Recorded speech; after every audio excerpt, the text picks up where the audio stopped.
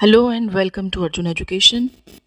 Friends, आज हम करने वाले हैं यूनिट नंबर 106 कंपैरिजन 2। हमने पिछले वीडियो में कंपैरिजन 1 किया था जिसमें हम दो चीज़ों का कंपैरिजन करते हैं। आज कंपैरिजन 2 में उसमें और क्या चेंजेस हम कर सकते हैं और किस तरह से कंपैरिजन्स के साथ दूसरे वर्ड्स यूज़ किए जा सकते हैं, इसके बारे में हम बात करेंगे।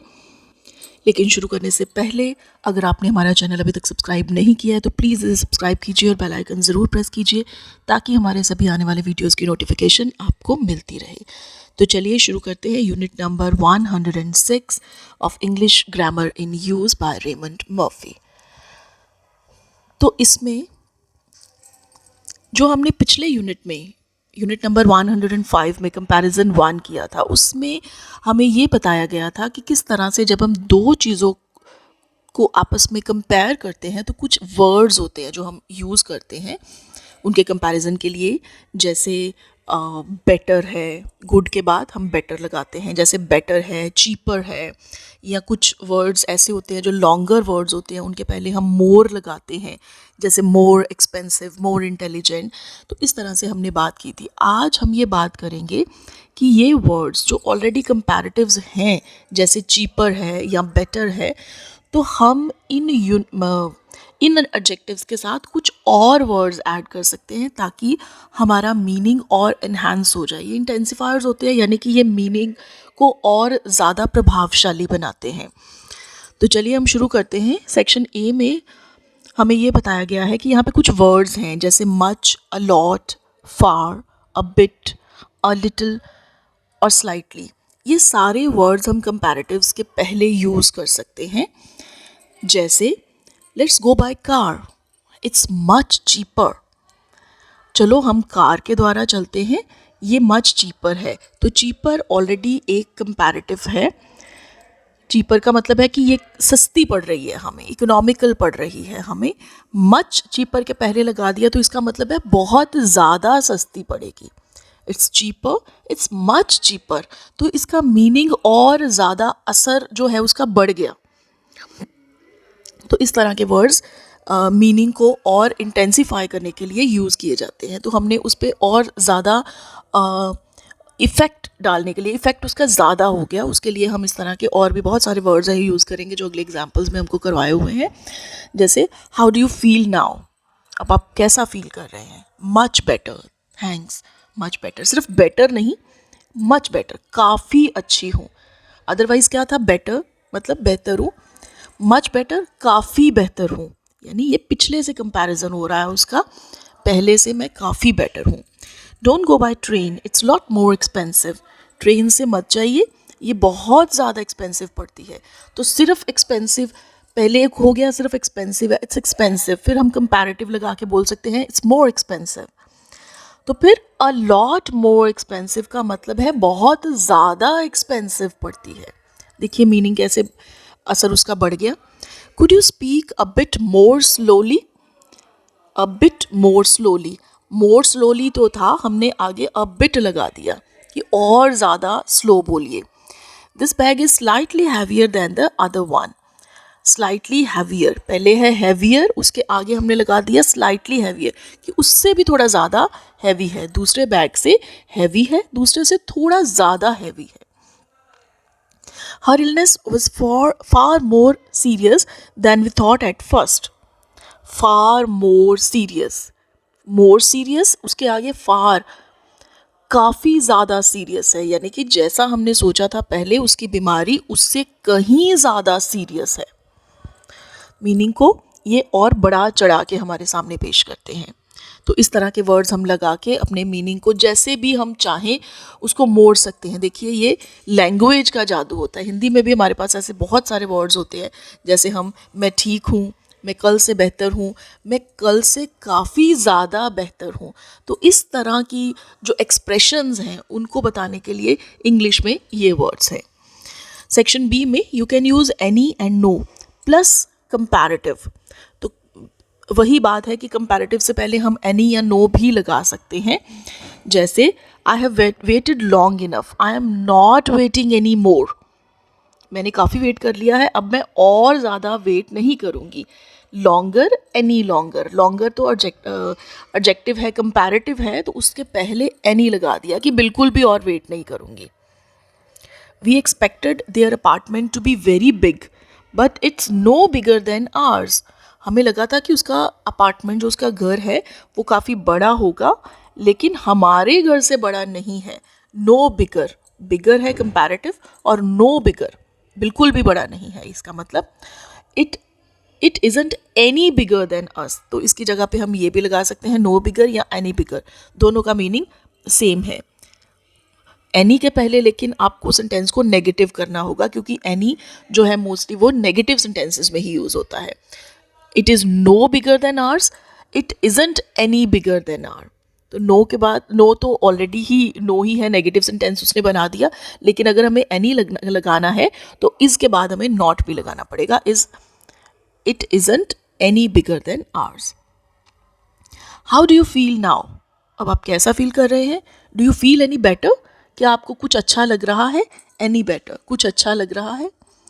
This hotel is better than the other one and it's no more expensive. ये दूसरे वाले होटल से बेटर है, and it's no more expensive, और ये एक्सपेंसिव भी नहीं है. ठीक है, तो नो मोर एक्सपेंसिव के आगे मोर एक्सपेंसिव का मतलब था कि ज़्यादा एक्सपेंसिव, उससे ज़्यादा एक्सपेंसिव. अब नो मोर बिल्कुल भी ज़्यादा एक्सपेंसिव नहीं है. सेक्शन सी में उसने बेटर एंड बेटर जैसा एक्सप्रेशन दिया है. बेटर एंड बेटर या मोर एंड मोर, इस तरह के भी वर्ड्स दिए हैं. जब एक चीज़ कंटिन्यूअसली चेंज होती है तो उसके पहले हम बेटर एंड मोर लगाते हैं. जैसे हम लगाते हैं कि वो दिन ब दिन अच्छा होता जा रहा है. हिंदी में हम ऐसे एक्सप्रेशन देते हैं ना कि दिन ब दिन वो अच्छा होता जा रहा है, जैसे जैसे टाइम बढ़ रहा है वैसे वैसे सुधार होता जा रहा है. तो इस तरह के एक्सप्रेशंस को इंग्लिश में बताने के लिए हम ऐसे वर्ड्स यूज़ करते हैं. वी रिपीट कंपैरेटिव्स को हम रिपीट करते हैं. जैसे better and better, to say something changes continuously, कि कुछ चीज़ कंटिन्यूअसली चेंज हो रही है. For example, your English is improving, it's getting better and better, मतलब धीरे धीरे चेंज हो रही है. इंग्लिश आपकी इम्प्रूव हो रही है, it's getting better and better, ये बेहतर से बेहतर हो रही है. The city has grown fast in recent years. पिछले कुछ सालों में जो सिटी है वो काफ़ी बड़ा हो गया है. It's got bigger and bigger, ये बड़े से बड़ा होता जा रहा है. As I listen to his story I became more and more convinced that he was lying. जैसे जैसे मैंने उनकी स्टोरी सुनी तो मैं और ज़्यादा कन्विंस होता गया कि वो झूठ बोल रहे हैं. आई became more and more convince, कि जैसे जैसे वो बताते जा रहे थे अपनी स्टोरी, मुझे लगता जा रहा है कि वो, मैं और कन्विंस होता जा रहा हूँ, मुझे लगता जा रहा है, कंटिन्यूसली लगता जा रहा है कि वो झूठ बोल रहे हैं. These days more and more people are learning English. More and more people, ज़्यादा से ज़्यादा लोग इंग्लिश पढ़ रहे हैं. सी में द और द का कॉम्बिनेशन है. दो द लगेंगे इसमें एक एक वर्ड के बाद, जैसे the sooner the better, the bigger the better, इस तरह की कंस्ट्रक्शन होगी. जैसे what time shall we leave, हमें किस टाइम जाना चाहिए. द सूनर द बेटर, जितनी जल्दी जाएंगे उतना बेटर होगा. तो ये जितना और उतना वाला हिंदी में हम काफ़ी यूज़ करते हैं, तो इंग्लिश में उसके लिए ये एक्सप्रेशन है. द सूनर द बेटर का मतलब है एज सून एज पॉसिबल, यानी कि जितनी जल्दी जाएंगे उतना अच्छा होगा. What sort of box do you want, तुम्हें किस तरह का बॉक्स चाहिए. अ बिग वन, बड़े वाला. Yes, the bigger the better, जितना बड़ा होगा उतना अच्छा होगा. एज बिग एज पॉसिबल, इसका मतलब ये है. द बिगर द बेटर मतलब as big as possible. When you are travelling the less luggage you have the better. तो इस तरह से भी हम यूज़ कर सकते हैं इसको. The less luggage you have the better, जितना कम सामान होगा उतना तुम्हारे लिए अच्छा होगा. We also use the plus the to say that one thing depends on the other thing. तो इस तरह से भी हम यूज़ कर सकते हैं. जब एक चीज़ दूसरी पे डिपेंड करती है तब भी हम दो बार द लगाते हैं. जैसे the warmer the whether the better I feel, जितना वेदर वार्म होगा, गर्म होगा, उतना मैं अच्छा फील करूँगी. The warmer the whether the better I feel, यहाँ पे द वार्मर और द बेटर को हाईलाइट किया गया है. ये दो हमारे जो वर्ड है हम यूज़ कर रहे हैं द और दो के कॉम्बिनेशन के साथ. The sooner we leave the earlier we will arrive, जितनी जल्दी हम निकलेंगे उतनी जल्दी हम पहुँचेंगे. The sooner the earlier. The younger you are the easier it is to learn, जितने आप छोटे यंग एज में सीखेंगे उतनी जल्दी आपको लर्न होगा. The younger the easier. The more expensive the hotel the better the service. जितना ज़्यादा होटल एक्सपेंसिव होगा उतनी बेटर उसकी सर्विस होगी. The more expensive the better. The more electricity you use the higher your bill will be. The more the higher.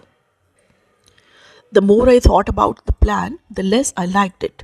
जितना ज़्यादा मैं plan के बारे में सोचती हूँ उतना मुझे वो कम पसंद आता है. The more the less. ये हाईलाइटिंग वर्ड्स हैं. आगे चलते हैं सेक्शन ई में. फ्रेंड्स, ये बहुत ही इंटरेस्टिंग और बहुत ही यूज़फुल इन्फॉर्मेशन है जो अब हम डिस्कस करने वाले हैं.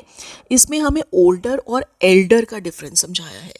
तो हम लोग काफ़ी बड़े भी हो जाते हैं लेकिन हमें इन दोनों वर्ड्स का डिफरेंस क्लियर नहीं होता. तो जिन लोगों को इसमें प्रॉब्लम है वो इसमें ध्यान दीजिए कि हम ओल्डर कहाँ पे लगाते हैं और एल्डर कहाँ पे लगाते हैं. जो ओल्ड का कंपैरेटिव है वो ओल्डर है.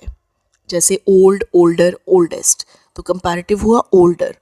तो ओल्ड को जब हमने कंपेयर करना होता है किसी दूसरे से तो हम उसके लिए ओल्डर यूज़ करते हैं. जैसे David looks older than he really is. यानी कि डेविड की जितनी उम्र है वो उससे ज़्यादा बड़ा दिखता है. Looks older. ठीक है, तो ये ओल्ड और ओल्डर उसका कंपैरेटिव जो हो गया वो ओल्डर हो गया. अब हम एल्डर कहाँ पे यूज़ करते हैं. एल्डर हम जब अपनी फैमिली के बारे में टॉक कर रहे हैं तो मेरी एल्डर सिस्टर, मेरा एल्डर ब्रदर, मेरी एल्डर डॉटर, मेरी एल्डर अंकल, तो उसके लिए हम एल्डर यूज़ करते हैं. ओल्डर सिर्फ तभी यूज़ करते हैं जब हमें उम्र का कंपैरिजन करना होता है.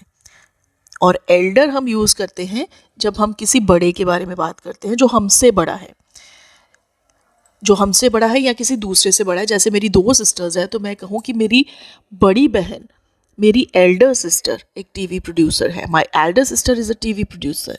मेरा बड़ा भाई मेरे घर आया.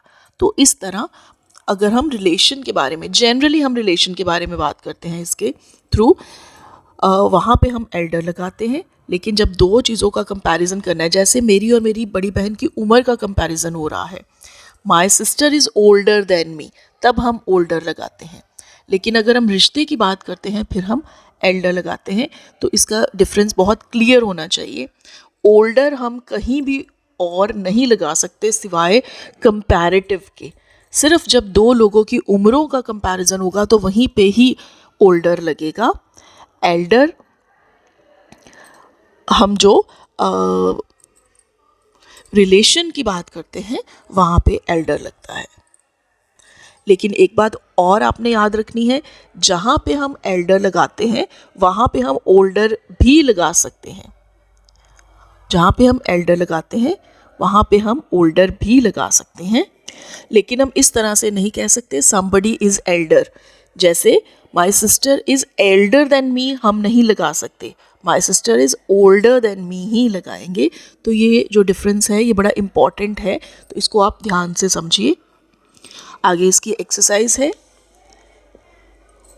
तो यूनिट के बेसिस पे आप अपने एक्सरसाइजेस कर रहे हैं, मैं साथ ही में इसकी कीज़ डाल रही हूँ, आप अपने आंसर्स को टैली कर सकते हैं. तो दोस्तों ये था हमारा आज का वीडियो. अगर आपको ये वीडियो पसंद आया हो तो आप इसको लाइक कीजिए, शेयर कीजिए और हमारे चैनल को सब्सक्राइब कीजिए. तो ऐसे ही और वीडियोस देखने के लिए please stay with us. Thank you.